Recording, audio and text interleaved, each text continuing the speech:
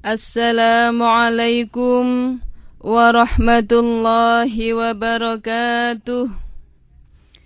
Bismillah, alhamdulillah, nahmaduhu hamdan katsiran la ghayah, wa nashkuruhu syukran aziman bila nihayah, wa nusalli wa nusallimu ala khairin nabiyyi arsalah, wa ala alihi wa sahbihi wa man tabi'alah, amma ba'd. Pendengar Radio Republik Indonesia Surabaya yang berbahagia, alhamdulillah kita bersyukur kepada Allah sampai saat ini kita masih diberi usia panjang, masih diberi kesempatan untuk melakukan kebaikan-kebaikan dalam rangka memperoleh keberuntungan dunia akhirat. Mudah-mudahan kita diberi nikmat hidayah bisa memanfaatkan sisa usia kita untuk lebih taat kepada Allah. Amin. Shalawat wassalam semoga terlimpah atas Rasulullah Muhammad sallallahu alaihi wasallam, hamba Allah yang dijadikan uswah hasanah, contoh teladan bagi seluruh manusia. Mudah-mudahan kita dapat menirunya. Amin. Pendengar yang berbahagia, kita lanjutkan kajian kitab Mukhtarul Ahadits Nabawiyah. Kali ini sampai pada hadis ke-111. Idza tala'at, nalikane wus muncul, nalikane wus terbit apa asuraya, bintang suraya, minazzari'i, saking wong kang nandur, minal ahati, termasuk gangguan hama. Idza tala'at, apabila terbit, asuraya, bintang suraya, minazzari'i, dari tanam-tanaman, minal ahati, dari gangguan hama. Apabila bintang suraya terbit, niscaya tanam-tanaman akan aman dari gangguan hama. Bintang suraya ini termasuk bintang lambang keberuntungan. Karena kalau ada bintang suraya, maka itu termasuk tanda bahwa tanam-tanaman akan aman. Dalam hadis terdahulu telah disebutkan alamat datangnya musim paceklik, yaitu bila mana dalam bulan Ramadan terdapat sinar merah atau disebut bahasa Jawa lintang kemukus. Bentuknya seperti tiang di ufuk timur. Maka tahun tersebut adalah tahun paceklik. Dan dalam hadis ini disebutkan bahwa bila mana bintang suraya muncul, maka hal itu merupakan pertanda tumbuh-tumbuhan akan subur dan selamat dari gangguan hama. Atau dengan kata lain, akan banyak hasil tanaman, akan banyak makanan, akan beruntung kehidupan masyarakat.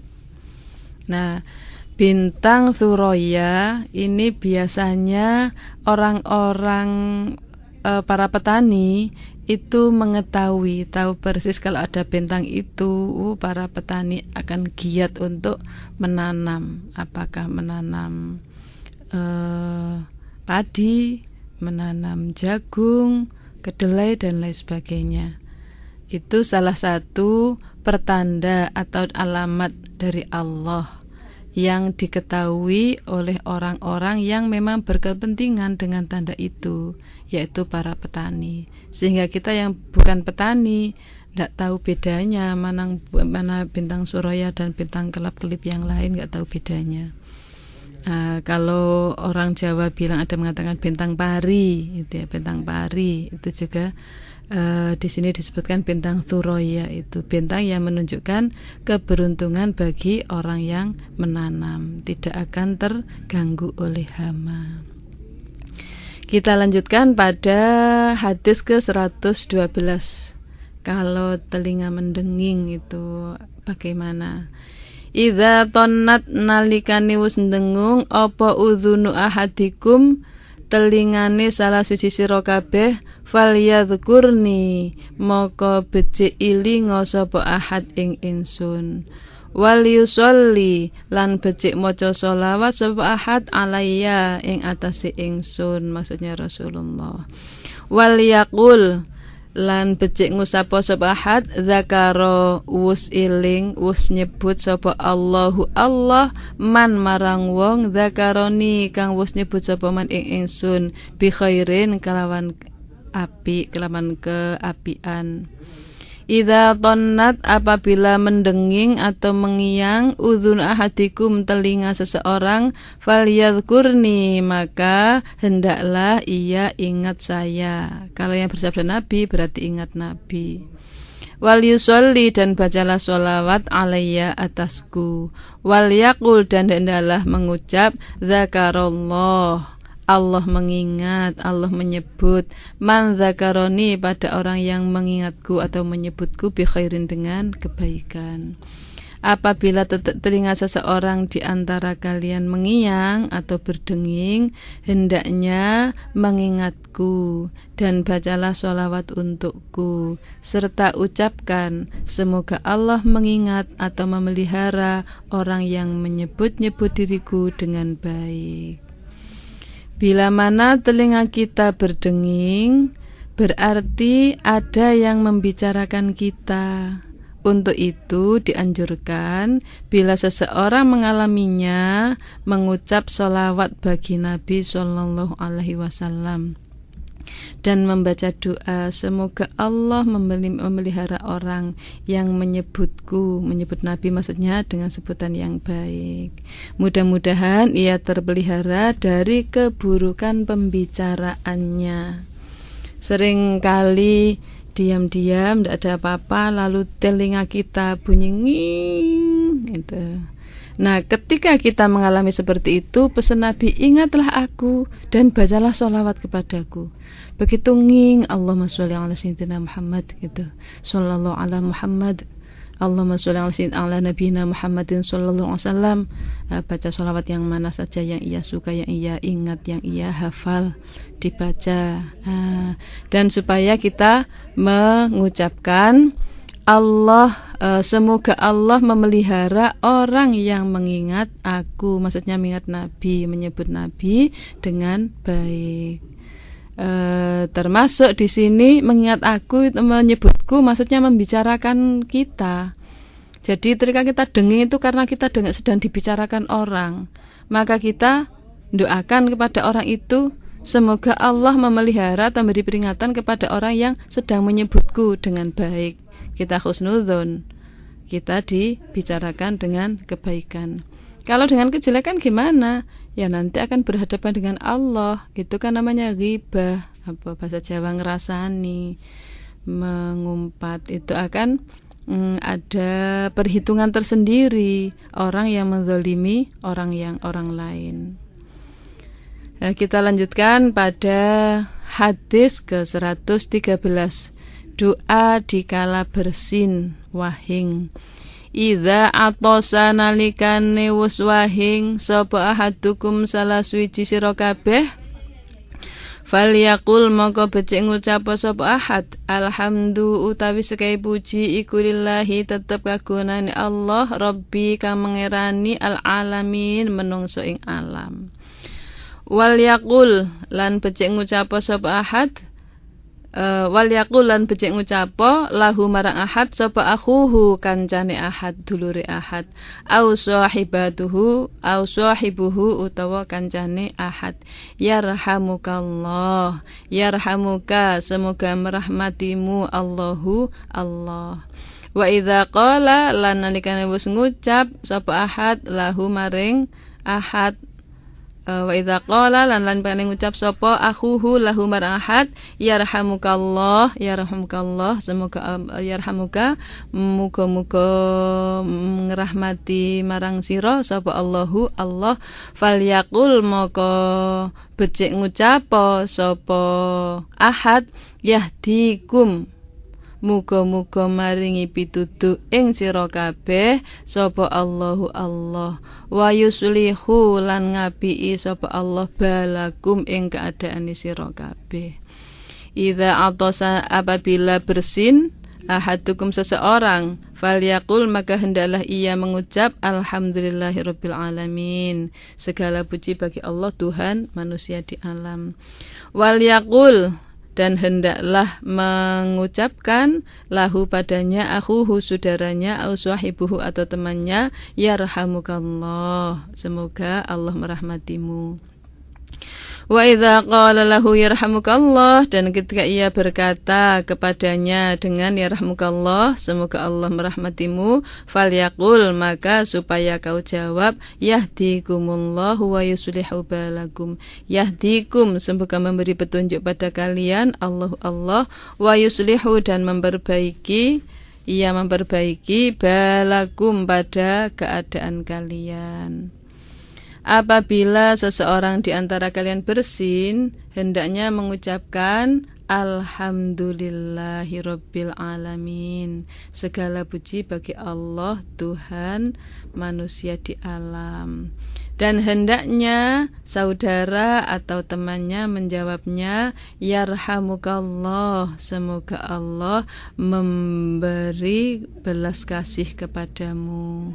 Apabila saudara atau temannya mengatakan yarhamukallah, hendaknya dijawab yahdikumullahu wa yuslihu balakum, semoga Allah memberi petunjuk kepadamu dan memperbaiki keadaanmu.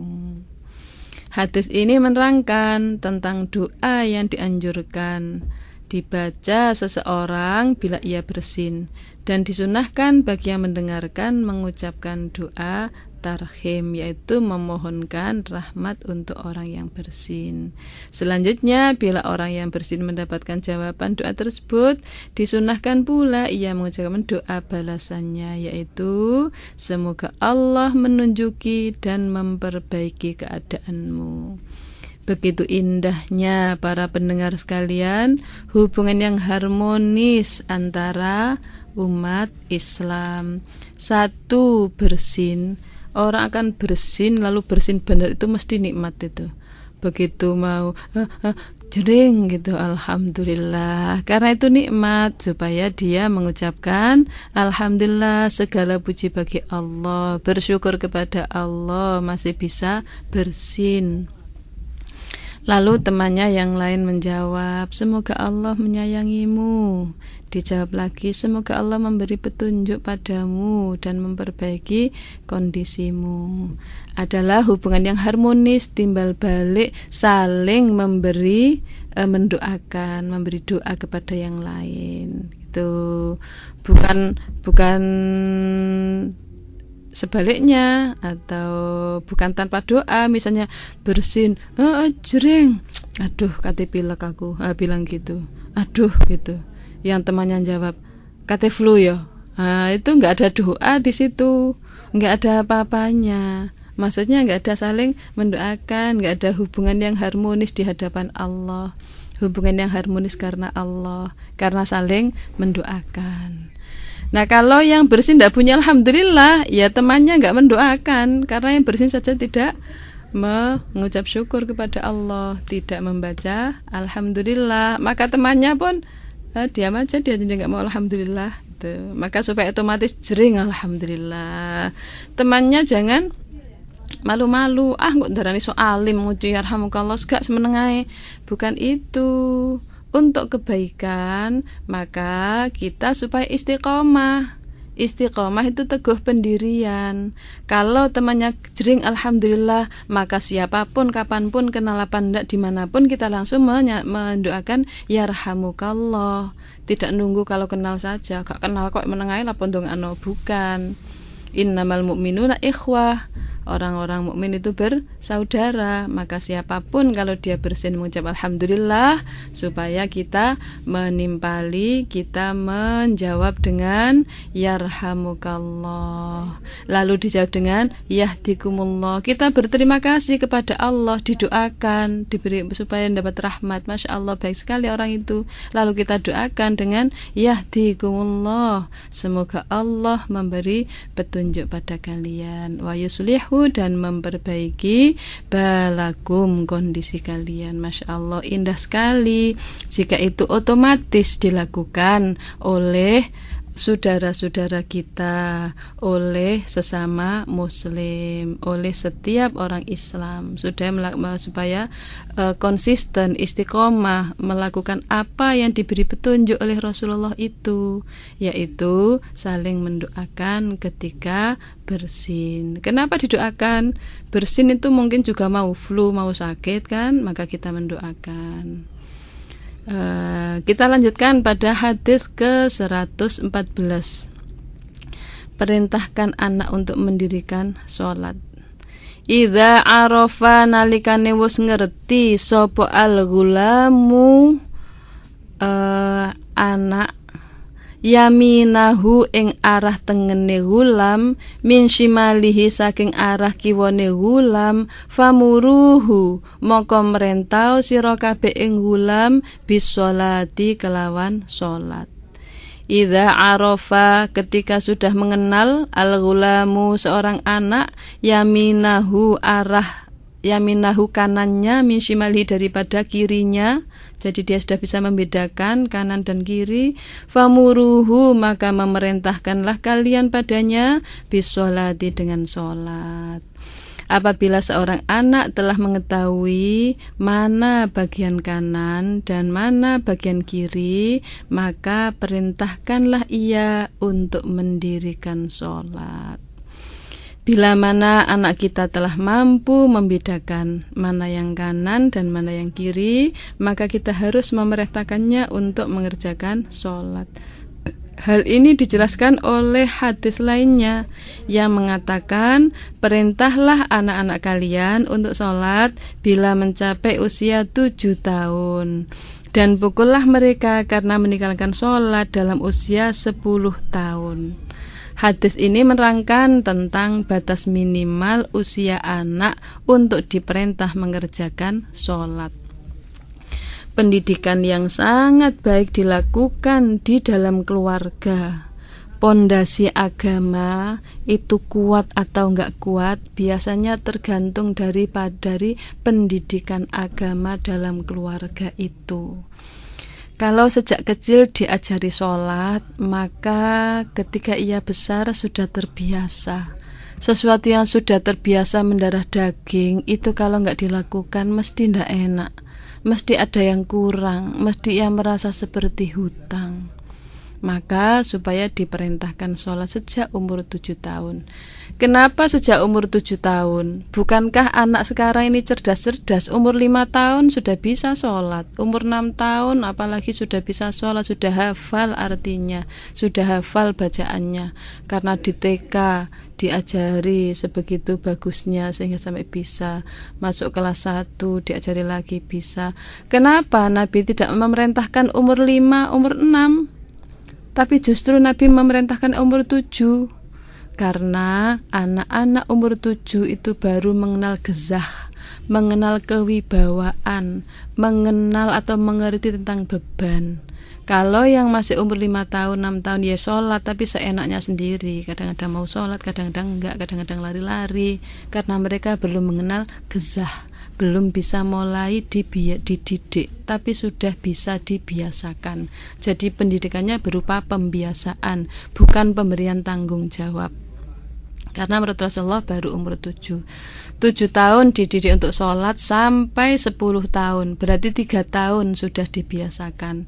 Kalau sudah 3 tahun sudah diperintah, sudah diajak sholat bersama, lalu ia ternyata meninggalkan sholat, maka fadribuhum anha, pukullah dia kalau meninggalkan sholat. Pukulan ghairu mubarrihin, pukulan yang tidak melukai, ya, ghairu muqabbihin, yang tidak membuat jelek, baik melukai hatinya maupun melukai badannya.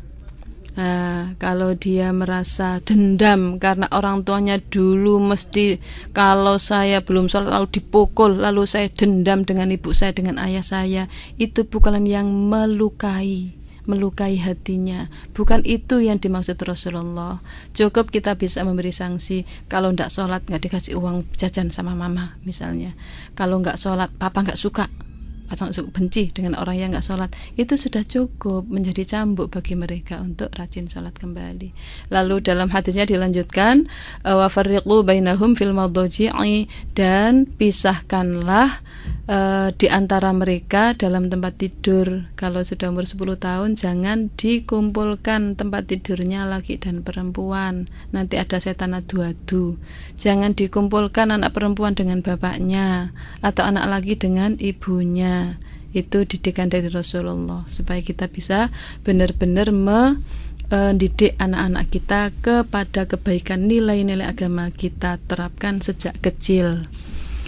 Pendengar yang berbahagia, kita lanjutkan pada hadis nomor 115, membanggakan perkara duniawi.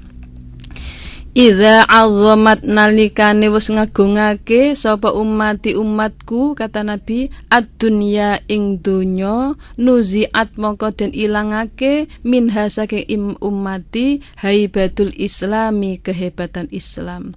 Wa idza tarakat, lan nalikane wis ninggal sapa umati al-amro ing perintah bil ma'rufi kelawan kebagusan, wan nahya lan ninggal cegah anil mungkari saking kemungkaran, hurrimat moko den tutup den haramake sapa umati barokatal wahyi ing barokai wahyu. Idza azamat, apabila mengagungkan umatku ad-dunya, pada dunia, nuziat maka dihilangkan minha darinya haibatul islami, kewibawaan Islam. Wa idza tarakat, lan kan sepodo ninggal sapa umati al-amra pada perintah bil ma'rufi dengan kebaikan, wan nahya dan pada mencegah anil mungkari dari kemungkaran, hurrimat maka diharamkan umati barokatal wahyi pada barokahnya wahyu. Apabila umatku mulai mengagung-agungkan perkara dunia, maka dicabut dari mereka pengaruh agama Islam. Dan apabila mereka meninggalkan amar ma'ruf dan nahi mungkar, mereka tidak mendapatkan keberkahan wahyu. Dalam hadis-hadis terdahulu telah disebutkan berbagai macam anjuran untuk membenci duniawi. Membenci itu bukan nggak mau, kita tetap butuh, tapi maksudnya dunia kita untuk akhirat gitu, bukan dunia untuk dunia ansih, untuk dunia murni. Yang antara dikatakan bahwa apabila seseorang menginginkan dicintai Allah, maka hendaknya ia menghindari dunia. Maksudnya dunia untuk akhirat, bukan dunia tadi. Dalam hadis ini ditegaskan bahwa bila mana umatku sudah mulai mengagungkan dunia, maka pengaruh Islam akan dicabut dari kalangan mereka. Wibawa Islam, kehebatan Islam akan diambil oleh Allah. Hal ini merupakan musibah yang paling besar. Apabila pengaruh Islam telah dicabut, berarti kehidupan materialistis akan melanda mereka, dan pada akhirnya mereka menjadi binasa. Karena Nabi telah bersabda, tidak sekali-kali mengkhawatirkan kemiskinan umatku, karena miskin itu akan membinasakan mereka, melainkan beliau khawatir umatku dilanda oleh kesenangan duniawi, sebab kesenangan dunia